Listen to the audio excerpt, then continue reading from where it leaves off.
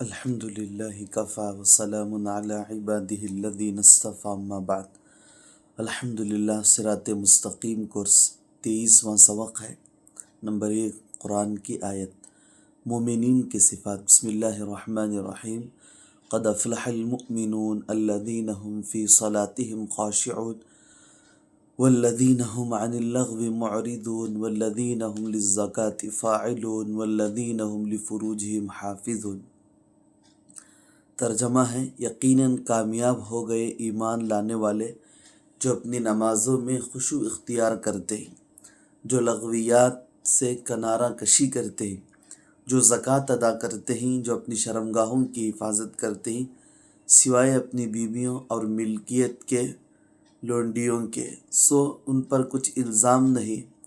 پھر جو کوئی اس کے سوا کچھ اور چاہے سو وہی حد سے تجاوز کرنے والے، اور جو اپنی امانتوں اور اپنے عہد و پیمان کا پاس رکھتے اور جو اپنی نمازوں کی نگہبانی کرتے، یہی ہیں وارث جو میراث میں فردوس پائیں گے جہاں وہ ہمیشہ رہیں گے۔ اللہ تعالیٰ نے ان آیتوں میں ایمان والے اور مومنوں کے صفات کو بیان فرمایا ہے۔ نمبر 2 حدیث شریف، رفع یدین صرف تکبیر تحریمہ کے وقت مسنون ہے، یعنی ہاتھوں کو اٹھانا نماز میں صرف پہلی تکبیر تحریمہ کہتے ہیں جس سے نماز شروع ہوتی ہے، پہلی تکبیر، اس وقت مسنون ہے۔ قال ابن مسعود رضی اللہ تعالی عنہ، الا اصلی بکم صلاۃ رسول اللہ صلی اللہ علیہ وسلم فصلی ولم یرفع یدیہ الا فی اول مرۃ۔ ترمذی شریف، نسائی شریف، یہ دونوں حدیث کی کتابوں میں روایت ہے۔ حضرت عبداللہ بن مسعود رضی اللہ عنہ نے فرمایا، کیا میں تمہیں رسول اللہ صلی اللہ علیہ وسلم جیسی نماز پڑھ کر نہ دکھاؤں؟ پھر آپ نے نماز پڑھی اور شروع تکبیر کے علاوہ کہیں رفع یدین نہیں کیا، یعنی ہاتھوں کو نہیں اٹھائے۔ تو اس لیے نماز میں صرف ایک مرتبہ جب نماز شروع کرتے ہیں تو اس وقت ہاتھ اٹھانا مسنون ہے۔ عقائد، اولیاء اللہ کے متعلق عقیدہ۔ ولی اللہ اس شخص کو کہتے ہیں وہ گناہوں سے بچے۔ ولی کی بنیادی پہچان اتباع سنت ہے، جو جتنا متبع سنت ہوگا اتنا بڑا ولی ہوگا۔ ولی سے کرامت اور کشف کا ظہور برحق ہے۔ ولایت کسی کسبی چیز ہے، کوئی بھی انسان عبادت کر کے اللہ تعالیٰ کا ولی بن سکتا ہے، اور ولایت کا مدار کشف و الہام پر نہیں بلکہ تقوی اور اتباع سنت پر ہے۔ تو اسی لیے اللہ نے ہر ایک کو اختیار دیا ہے، آدمی اپنی محنت سے، اپنی کوشش سے اللہ کا ولی بن سکتا ہے۔ کرامت اولیاء، اس کے بارے میں کیا عقیدہ رکھنا؟